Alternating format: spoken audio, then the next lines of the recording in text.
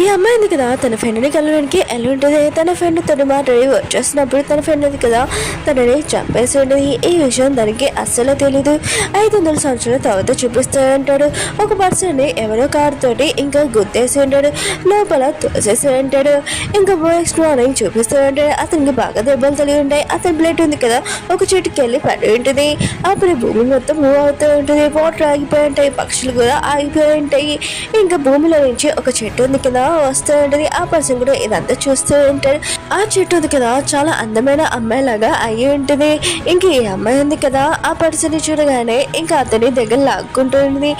అతనికి తగిలిన దెబ్బలు ఉన్నాయి కదా మొత్తం అంతా మాయం చేసేసి ఉంటుంది. ఒక్క నిమిషంలోనే అతని దూరంగా తోసేసి ఉంటుంది. మొత్తం అంతా జంతువులు ఇంకా వాటర్ ఉన్నాయి కదా మూవ్ అవుతూ ఉంటాయి. ఈ అమ్మాయి ఉంది కదా ఆకాశం పై నుంచి వెళ్ళిపోయి ఉంటుంది. ఈ పర్సన్ కూడా ఇదంతా చూసి షాక్ అయిపోయి అక్కడి నుంచి పారిపోతూ ఉంటాడు. కానీ ఆ అమ్మాయి ఉంది కదా